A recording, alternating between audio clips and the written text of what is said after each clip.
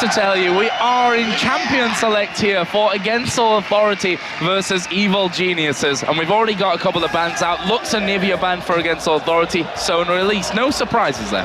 Yeah, they're targeting Froggen for the most part. And the one thing on Wicked, everyone's saying Zed is the only thing. I think they're booing the Anivia ban. Yeah, I think so people as really well. wanted to see Froggen play that. And the first pick is Nasus as well. So that denies EG that a little bit. I really think Snoopy would be super comfortable on Nasus, and they're just not letting him that type of jungler. Well, there is the Thresh that we talked about earlier on. We've seen him being game-changing in a lot of other compositions here, and we know that Crepo's good. There's not a reason that they would pick Timo. There's just no possible chance that they would do either of these things. I love the enthusiasm. Like, I don't know how it happens every single time. And he gets booed when he switched to Greg. It's like, oh, Schleyer, you're not cool anymore. And there they go again. So obviously the team's having a little bit of fun here with the crowd, but in all seriousness, Misfortune Thresh for EG. Right, and that's the great lane for Evil Geniuses. It allows them to be extremely aggressive. It's a different style that they want to pick off. And if we see this Taric, I think that would be a jungle Taric actually, because we're still on the 3.03 patch as we were talking about patches earlier. So it's not what's on live. It's right before the last set of Taric nerfs. And I think that's a Taric jungle. Well, we'll have to see. With the Nasus in there as well, and the Kale, who, you know, I guess we could kind of move them all around. It's all right, Jack, I got you covered on this one. Yeah, of course, it's maybe the support, but there's a few things they could do. Like, you don't see Nasus top very much. You see him in the jungle. Top lane Taric is very good. And I'm talking myself into a corner here. It's going to happen. Maybe. Yeah.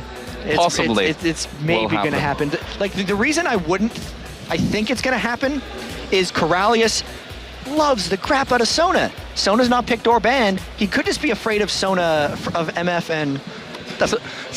Sona's banned for everyone out there. I'm getting a big thumbs down from RNA now. He's like, no, we should let the analyst ask new picks and bans. They won't miss this kind of stuff.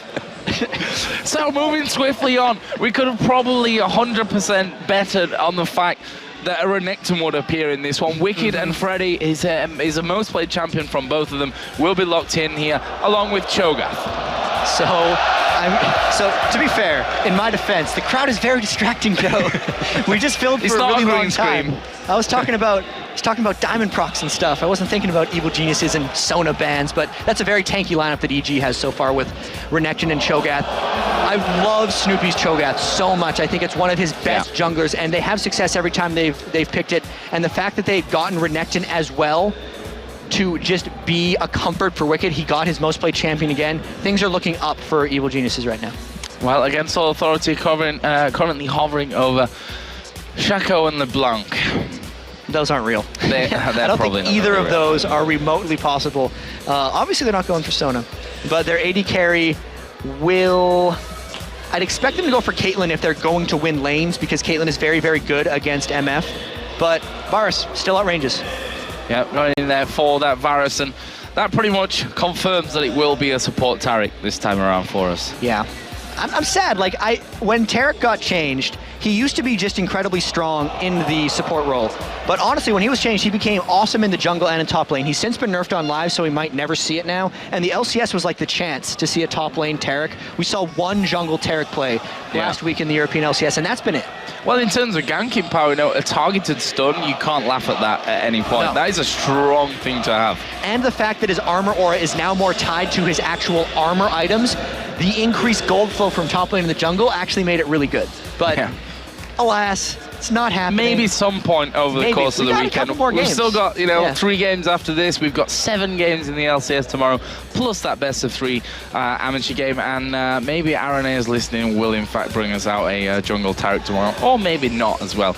But right now they're hovering over Cassiopeia, EG. And he's been playing a lot of this in solo queue. The fact he hasn't locked it in yet, it's the suspense. He's getting me right now. It's there. Okay. The fact that he's went for Cassiopeia is exciting to me. He's been playing a lot of it in solo queue. We saw tons of Cassiopeia He loves starting blue elixir, but that's usually only if he can get blue buff early on in the game. Yeah. I've been watching a lot of Froggen streams, so I'm excited about his Cassiopeia. That is an incredibly high damage thing, so if they can protect him a little bit, you actually have to protect Cassiopeia. It's much like an AD carry AP in a sense that it's just persistent damage throughout a fight. So, what about these two lineups then, Jack? Break it down for us. Right, so Against All Authority is going for the lanes once again. The fact that they're swapping around the Shen and the Nasus means I can't really talk about the top lane yet, but mid lane Kayle and then Taric Varus is super, super powerful in lane bully EU. Look at Evil Geniuses though, and they're matching that for the most part. They know that Against All Authority wants to be strong in lanes. It is going to be a battle of the lanes in this game. They're probably going to brawl a lot if we don't see lane swaps. And obviously that will mean a Cassiopeia versus Kayle in the middle lane. Talk to us a little bit about that lane to start off with, because it's not one that we see these days that often.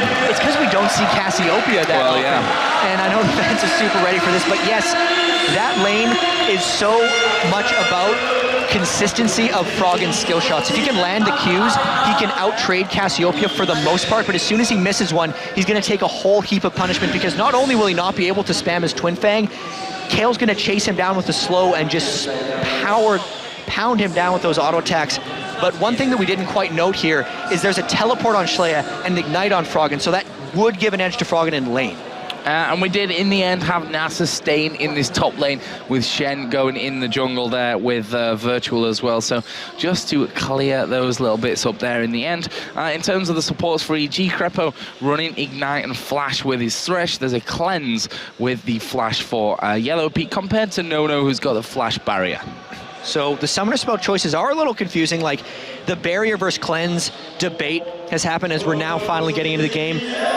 So clutch, and the red elixir as well on Nono means his potential like baiting is the entire health of barrier, which at level 1 is 135, and the 120 health he gets from the red elixir. So he's got 250 more health than Yellow Pete essentially.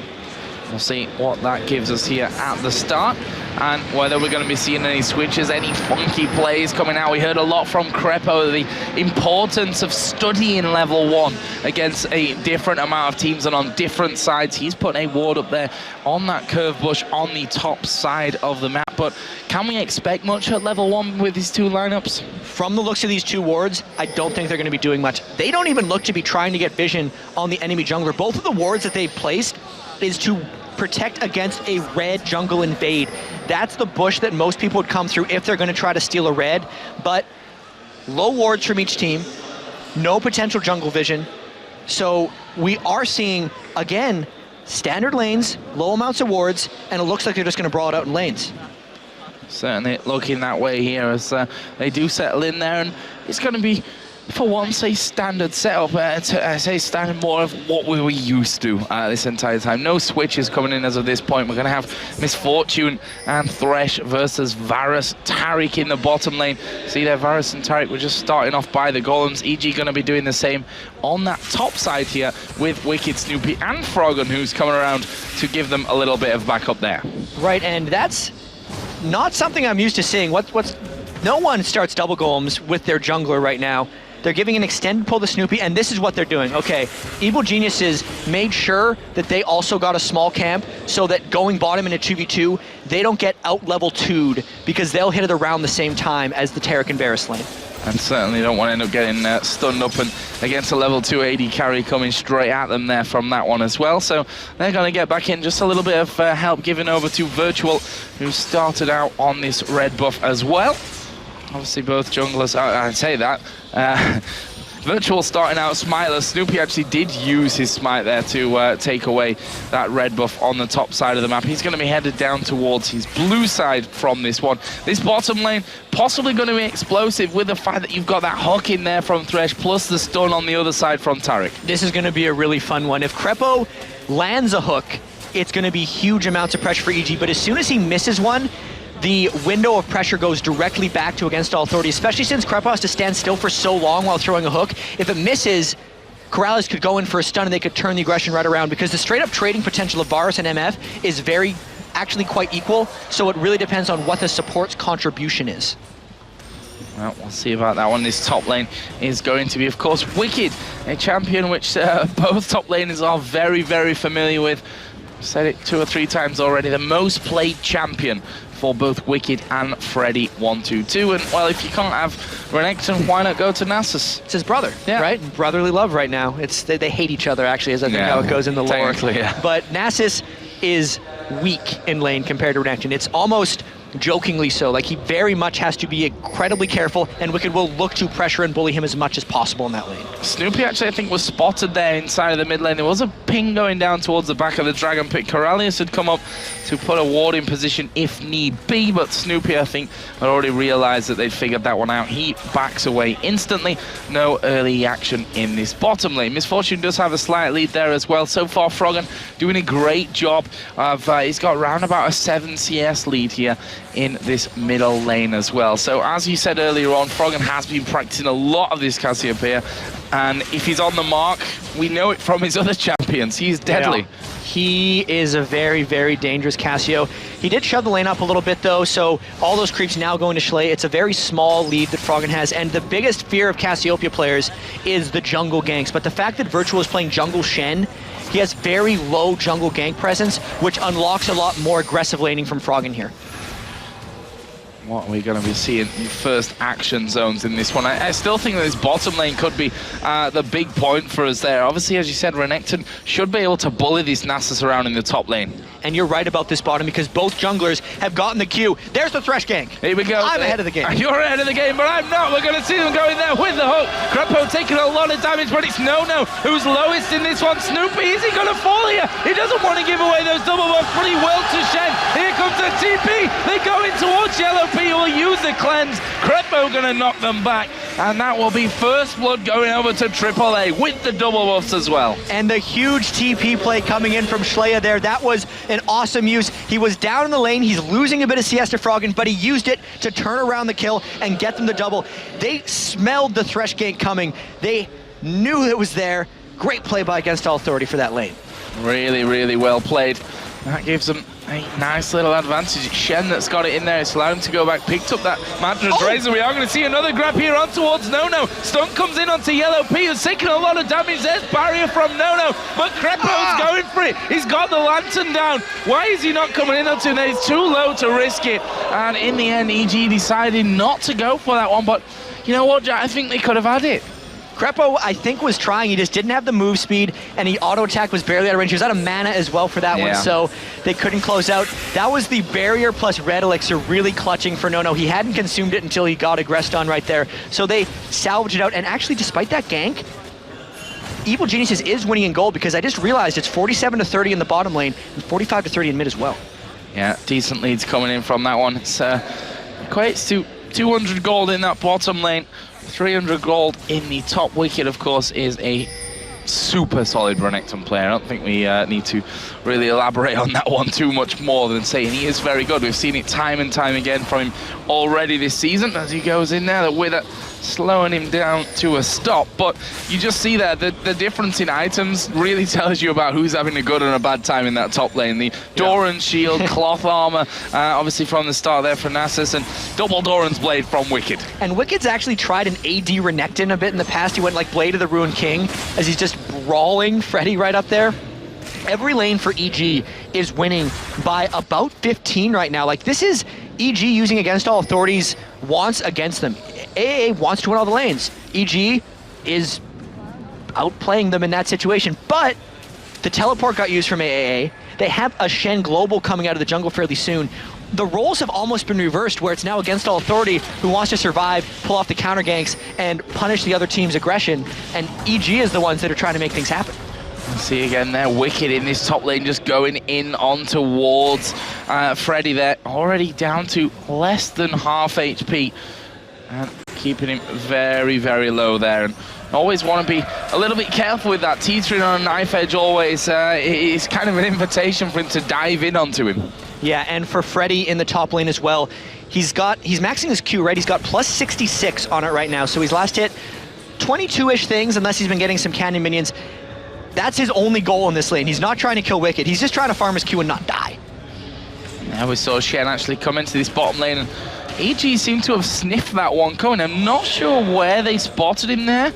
But they definitely did. They backed completely away. Obviously now they know he's there because he's in that top side of the brush in bottom lane where there is a pink ward down from Crepo, so they know he's there. This is a dangerous position for Freddy as well. Oh yeah. He's trying to get himself back in there. Will put the ultimate on Renekton, slice and dice away. Yeah, but Wicked's ultimate's still running. Ignite coming back in 11 seconds. Freddy's either going to have to give up a huge amount of wave or just die, and he's going to give up the waves. Yeah, and using that wither there as well just to stop Wicked from really pushing in onto him there. And that will be Freddy completely backing away. Shen will come up to cover that lane. What is he going to go for here, Nasus? He's gone for the Doran's Blade. So a bit of damage in there, a bit of health as well. Will help to keep him that bit safer. But Wicked so far is doing, you have to say, a brilliant job in this top lane. He is playing the matchup as well, though. Like, it's not like Nasus can do much against Renekton. Like, the biggest weapon Nasus has in lane is actually his Wither, being able to just shut down the other guy's attack speed. But Renekton has so many spells that even if he withers him possibly, he's still slicing, dicing through him, stunning him, and throwing his Q around. Like, you're still getting chunked down if you're Freddy. So his item build is very much just like, I need the most efficient items possible so I don't get dove and killed 1v1, and that's what he's going for. So I've got a question for you, Jack, here, and this will probably be, it's obviously on topic. I mean, what's the strongest way to run a Nasus and a Shen? I mean, we traditionally see Shen top lane, Nasus in the jungle. What's the best combination, in your opinion, to have that going? The one I've seen the most, like you say, would be Nasus in the jungle. Like, he's free farming, he's no longer a weak laning liability, and you still get the power of Wither, and it's also in more places than you'd expect. So they've done this because Freddy must have really wanted to play Nasus, but it isn't working out for them early, as EG probably going to be able to get this dragon since Freddy's stuck top. Yeah, Freddy is still up there. Corellius actually came up there with Taric just to have a little bit of a look. They were on top of a ward the whole time, but as you said, just not got the positioning to do anything about that dragon, and that sets them 1,000 gold behind, 1,200 gold behind. 1,000 gold without having to get a single kill. EG really winning the lanes. They're not making plays. They're actually probably going to wait for Against All Authority to try to make their plays. So even though EG has needed to reinvent themselves kind of, this feels like an EG game in the fact that they are winning slowly and you're not sure what the other team can do to pull back.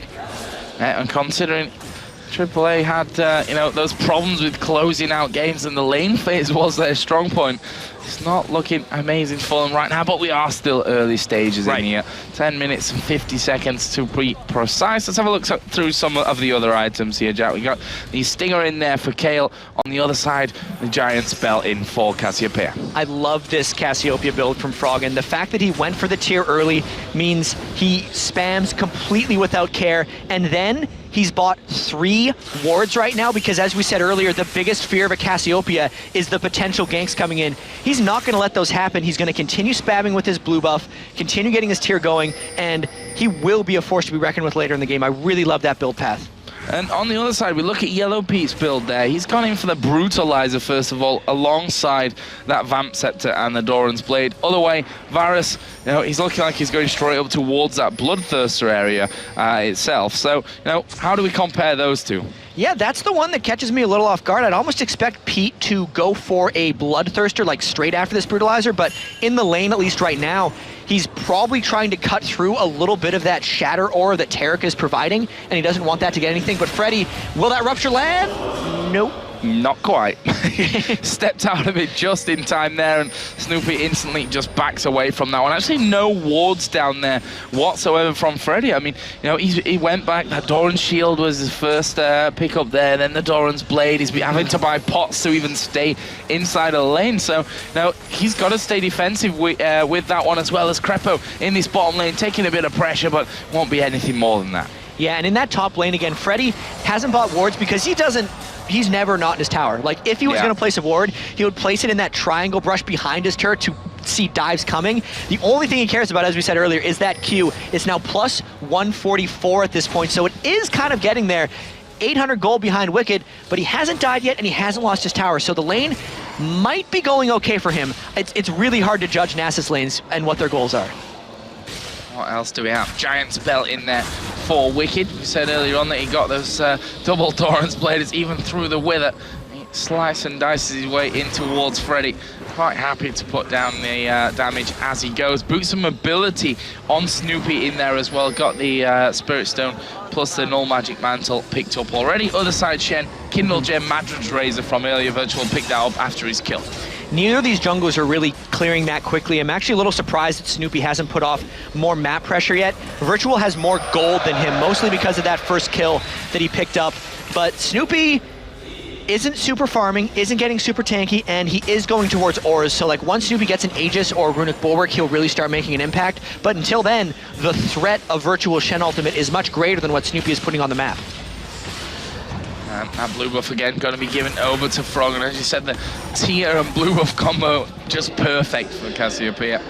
And the Giant Spelt is also making it so other people don't necessarily want to all-in him. I mean, just look at the farm. 141 on Cassiopeia, 14 minutes into the game. I don't think he's ever going to break his 300 minion kills on Karthus at 22:40 in the game that he set at the World Playoffs. But on champions like Cassiopeia, he's going to make a run for it. Yeah, it definitely is. And always has been a very, very strong farmer. As Wicked in his top just doesn't care at this point what Freddy can throw his way. 4,600 to 3,700 in there, so almost 1,000 gold difference between these top laners at this point. The interesting fact is that Varus actually has caught up in CS now and is in fact ahead in gold over Yellow Pete's Misfortune. Even with the Brutalizer, maybe that wasn't the right choice. I mean, the thing is, with armor penetration, it actually becomes more effective the closer you get the enemy to zero. So a Brutalizer Misfortune would be better in a lane that's not against Taric than in a lane against Taric, because he provides so much in the aura, you're cutting that down, but it's not giving you the same percentage increase of damage that it would give you otherwise. And Nono's been happy just farming. Krepo hasn't landed any big play hooks, and the ganks haven't been able to help them much yet. Maybe we'll see one here from Snoopy, but the counter gank potential is definitely there from Virtual. EG has to be very careful here. Snoopy headed down towards that bottom bush. Actually, blue buff is going to be going over here to Kale, unless Shen has just taken it in there. But this bottom is definitely our focus from this point. Okay, Virtual is just tanking it, telling Slayer to get the hell over here, I think is what he probably would have said at that point to get that one in. Wicked actually came in for a bit of a sniff, drops a ward in there as well. Corrali is going to get knocked up in the air. They go all in onto him. There's the bullet time coming through. Shen is not going to be able to save him there. The Stand United wasn't enough. Flash away from Nono, just about, from the hug of Krepo as well. But that was a nice kill, patient from Snoopy. And it's a good thing that Evil Geniuses pulled it off right away, because that Shen ult could have came in and the teleport from Schley was up. So being able to burst down that quickly prevented disaster, really. And because they pulled off that slight edge, they might try a turret dive here. Snoopy was thinking about coming around the back. Yeah, just sniff it in there. Actually, we see here in the middle, Froggen has finally landed a nice combo onto Slayer, and with that blue buff on, he's quite happily to do that. This could be a Dragon number 2 even, it would be for EG. They had the timer on it, and that was probably why they timed the gank to come up at this point.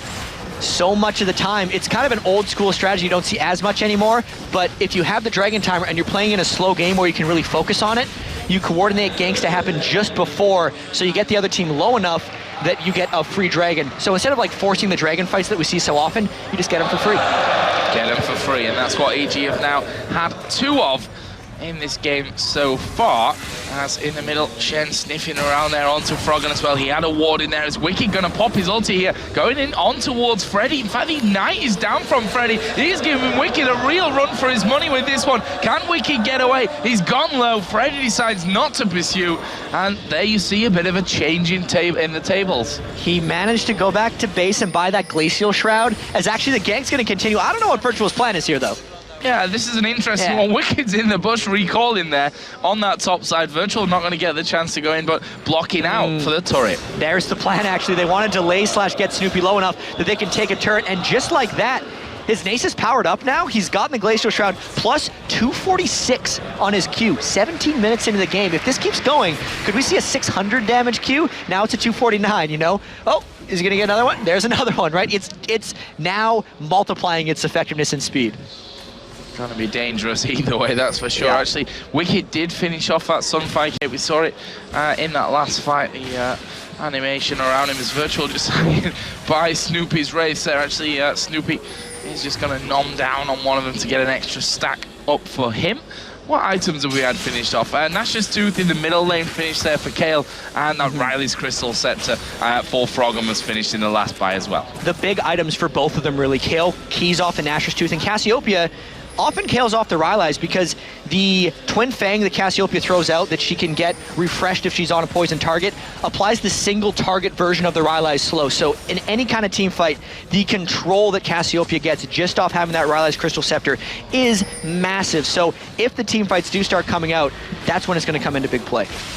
You were talking about the aura items as well that Snoopy headed up for. The Aegis is now added in there. On the other side, Shen, Locket of the Iron Solari. We've seen it more and more in the jungle here, so that's going to be a plus point for Against All Authority when they get in towards these team fights. But right now, they're having a tough time before they get into that phase. And I actually think this game's going to get real interesting pretty soon. Just the fact that Freddy didn't lose the lane that badly. Like, he was looking like he was in trouble for the longest time, but you take a look at the lane now, he's the one who's killed the turret. Wicked 0, 0, and 0, just like both of them are. The team as a whole, despite losing 2 dragons, is only down 1,500 gold. And the team fights haven't happened. Everyone is just building up their items. They haven't fought each other. They don't know for sure who's stronger yet. The Aura item trade-off is a Locket of the Iron Solari active shield versus the Aegis for Snoopy. When they decide to fight, it's probably just going to explode. And I'm definitely looking forward to that one. We're about to hit the 20-minute mark. It's almost a 2,000 gold lead for Evil Geniuses. And obviously they've had, with that, 2 dragons, which certainly have helped a lot in getting them where they are at this point. If you look down the gold, Misfortune is actually falling behind in CS. That's pretty incredible considering that Yellow Pete had that nice advantage coming in. 6,200 to 6,000 gold. So he's got a 200 gold lead built up there. You have to give credit to Nono in that situation. And there might be a 3-man dive coming into Schley here. Finally, EG trying to make something happen. Look at the speed, though. He's gone. Yeah, and at the end of the day, he's Kale as well, which is always a hard one to lock down. But what they've done is freed up that tower completely. That's a middle outer turret, an important one in many respects. Right, and this is the big thing. They saw that Shen was bottom lane in a ward, so they know that the assistance is late coming for Against All Authority. They got half that turret. Maybe we'll see it collapse in, though. Here comes Nasus. He wants to make something happen. Freddy coming in onto this one. The way they're going to go down onto Froggen. There's the intervention. Can they get in? Flash away from Froggen. Snoopy got to silence all 3 of them there as Corralius joins in as well. They've not managed to pick up a kill here, but they forcing Cassiopeia away. That could be enough to give them some leverage. Dragon not up for 1 minute and 40 seconds here, so for that, a little bit too early, but nonetheless. And that fight really told me something about Freddy. He's going to have to be a lot more creative if he wants to make something happen in these team fights. Jungle Nasus pretty much always bring Ghost. He needs it to stick on people in team fights. Freddy has Flash. Also, with the Rylai's Crystal Scepter on Froggen, the only thing Nasus can do to get in fights is walk at you. Froggen can keep people at distance with that Rylai's, so if Freddy wants to be involved at all, he's got to be creative, because he definitely looked like he had a flanking position there, and then pretty much did nothing. Yellow Pete just trying to farm himself back level with Nono after being ahead for quite a while. Actually, Nono did go home with a good amount of gold to spend, actually picking up that cutlass. So he's going to be going up towards that Blade of the Ruined King compared to the Bloodthirster and Brutalizer that we have so far. So I think Yellow Pete, after picking up that Brutalizer, maybe realizing, I should probably gone for Bloodthirster anyway. Yeah, I think that was his plan all along, actually. He wants the Bloodthirster first, but he wanted the early armor pen for the lane bullying. I think he's going Black Cleaver after that, so the Brutalizer will still get used. The AD ratio on MF's ultimate is actually really huge, so if you're just looking to get all the damage out, it's better to go Bloodthirster first and then Cleaver. So what else do we have? Giant Spell picked up there by Snoopy. Shen got a Giant Spell in there as well. The Dragon is up in 15 seconds. EG have had 2 out of what will be 3 here. And here's going to be the one that I think Against All Authority wants to contest. It's 22 minutes. They're tired of giving them up. They have the Frozen Heart. A lot of them have hit their big items, right? They're ready to fight this one. I want to see if Freddy can make it in this fight. His Q is at plus 318, and they want to fight this one. But Freddy took so much poke just there, I don't know if they can contest. Yeah, and EG have actually let the Dragon reset in that situation, so not feeling 100% confident with going in for it. Freddy actually looped around to the bottom, is now looping back to the top side of things. Will they go for it? Clearing out the wards so that there's no vision down for Against All Authority. Dragon pulled out again. I mean, you can see how creative Freddy is trying to be on Nasus. He wants to get in from the other side, but they are very aware that Freddy wants to come through the back, and EG is not wanting to commit. They might try to wait for a Thresh hook to start this one quick, but they're so aware of Freddy, and there it is! There they go, on towards Nono. Here comes the bullet time. Intervention is already on Nono, but as that runs out, he gets destroyed and will die. That's 2 kills coming in for Evil Geniuses. Crepo going low. Froggen will finish off Virtual on the top side, and that is 3 kills. It may be even more. Crepo is low as we get a pause in the middle of the fight. We're going to get back into the game then and see how this one all goes down. And unsurprisingly, really, EG turning around for Dragon. Yeah, they had the 3-4-0 clean. They pick up the Dragon, and it would have been a lot better for Against All Authorities in retrospect to either not flank with Freddy or just give up the Dragon, because if you're not going to 5v5 and you're just going to stand around and wait for Thresh to get a hook on you, you're just waiting to lose, because Against All Authority didn't have any counter poke that could win that fight for them. They were only risking getting hit by Snoopy's Rupture or getting hit by Crepo's Thresh hook, his death sentence. And eventually it happened. They needed to take some initiative. And that's exactly what it was for them, a death sentence, as Nono got hooked in there to kick off that fight. Where does that leave us then? 5,500 gold. And as you said, you know, it's been pretty close. Those 2 Dragons, only thing that had majorly separated out these 2 teams, but the 3rd Dragon comes down to that big fight. It leaves us at 4-1, and all of a sudden it opens up and looks really good now for Evil Geniuses. Yellow Pete, of course, is ahead now in the gold when you compare the AD carries. 8.1 to 7.5. He was 200 gold behind when we kicked that one off. And Froggen is turning into a really giant monster here. Like, I don't know what the current Season 3 record is for 300 minion kills, but we're at like 25 minutes, and he's going to be getting there pretty soon if he goes bottom and farms this one up. It's got to be between him and Scar's Diana a couple weeks ago in the North American LCS, but this is a remarkable farming performance by Froggen on Cassiopeia, and his team fighting has been fantastic as well.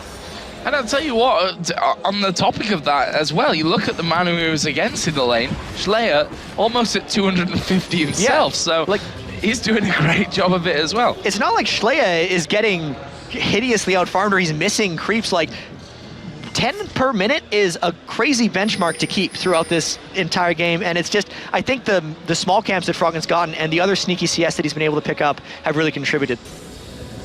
So, where is the next play going to come out? Evil Geniuses starting to get together in mid. There was the hook coming out of Crepo. Actually went straight in between a couple of them. That's the thing, you know, it's not just a simple, I say a simple hook like Blitzcrank.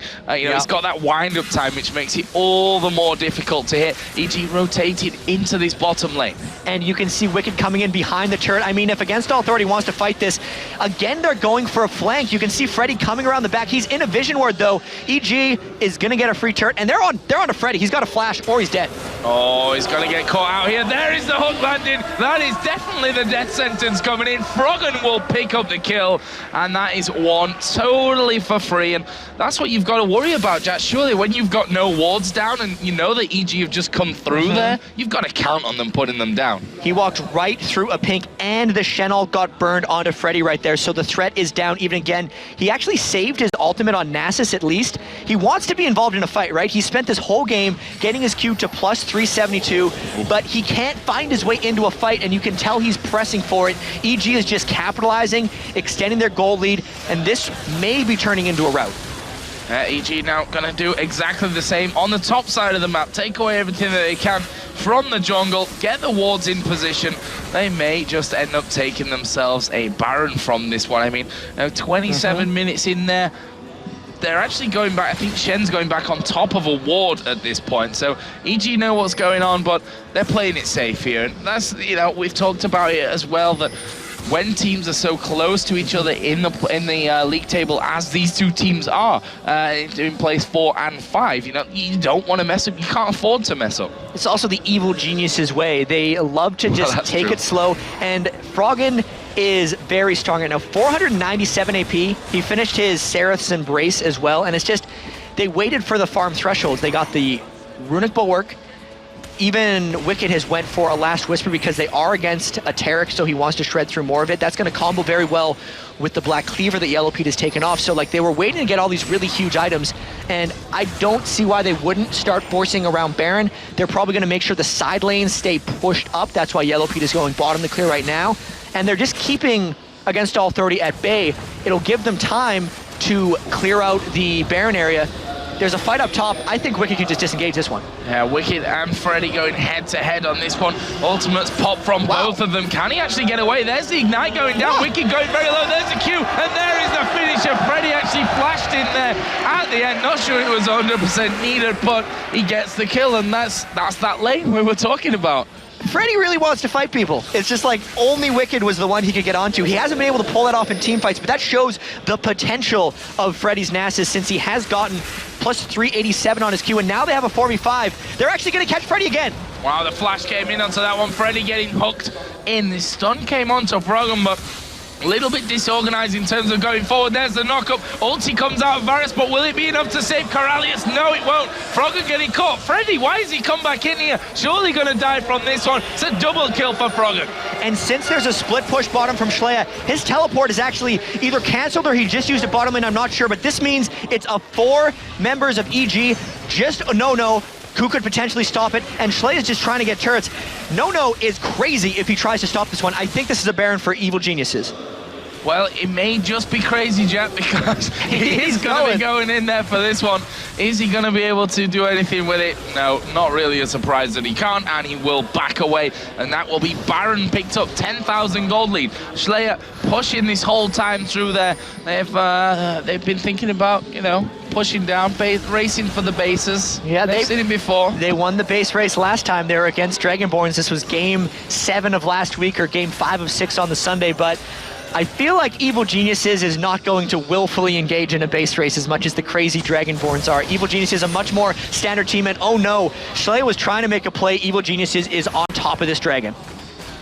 And actually, Virtual just coming in there as well. Froggen was in the top lane, so Against All Authority might fancy their chances of taking this dragon away, but at the end of the day, they're against an Evil Geniuses team with the Baron on them, and in the end, EG say, no, we don't want to think about that 4 versus 4 it actually was there in the end. I think Evil Geniuses was worried about either their mana health cooldowns or just the general feel of that fight. They didn't know if all 5 of Against All 30 were there, I'm pretty sure.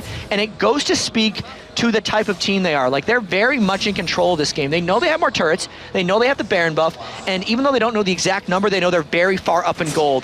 If they engage in that fight, what do they really get out of it? Maybe they get a dragon or a few more kills. But if they lose it, they lose their Baron buff and they let Against All 30 back in the game.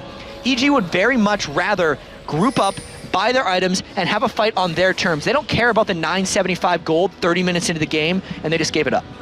Let's have a look again through the items while we've got a little bit of time in this one. And again, towards that middle lane, we said earlier, the Nash's Tooth picked up by Kayle has now got the Leandris in there, needlessly large rod, plus a blasting one picked up. So Rabadon's Death Cap in the making for Kayle. On the other side, already the Rabadons, that Crystal Scepter, plus the Xerath's Embrace, and a Revolver in there for Cassiopeia. And look at that for Schleia. He is 0, 0, and 0. 31 minutes, 30 seconds into the game. He hasn't been able to get involved, and this kind of shows how much overall control Evil Geniuses has had in this game. Against All 30 hasn't been able to do anything on their terms. They either get caught and give up an objective. They've never been able to get a catch onto Evil Geniuses or really have a favorable team fight. It's a very low kill game, but particularly low assists. Like, only 2 assisted kills on the entire team of Against All 30. That is a remarkably low number. And now 5 members of EG with Baron. I think they're going to take this one slow. It's going to be the poke battle again. Oh, they're going to go in. The hook actually landed on Freddy. A lot of damage coming in there. He is well below half HP. And they've done a fantastic job. Crepo got that Oracle's running there to clear out any vision that was put over the top side there. And as Thresh, you love it when they've got no vision. As Virtual actually going to turn in here on towards Wicked. The Virus ultimate going in as well. He is going to be Kayle ulted up there as well. Froggen will take down Taric, but Freddy He wants kills. He's in there again, trying to pick something up. It's a double kill for Frog, and Freddy finally will be finished off. They pretty much just ignored him that whole time. Turret's going to go down. He was only so much threat for an entire Baron up Evil Geniuses. Really tanky lineup we saw from the get-go, and Froggen plus Pete were extremely protected. Wicked was the meat shield for that battle. He's the only one that took any real kinds of damage. 3 for 0. Now they're pushing on the Nexus. EG pushing in towards the victories. They catch Slayer out as well. He's a dead man. Froggen is dominating. First Nexus story goes down. Froggen might get himself for another. Oh, barrier on the fountain itself. Well, the Nexus going to be focused here, and Evil Genius is going to take down against all authority here. They go 2-1 in this head-to-head, but more importantly, a win in their 4th position in the league. That puts them a substantially farther amount ahead of Against All Authority. Those were the wrong words, but they did it through the delays. They have the spirit of the best spirit of all the League of Legends teams that go through delays. They were the ones with the problems too, so they overcame that as well. Great job by them. That was, even though Evil Geniuses says they reinvented themselves, that was a classic EG victory. That was a classic EG victory. I mean, 12-2 doesn't really tell the story of how close it was for a lot of that time there as well.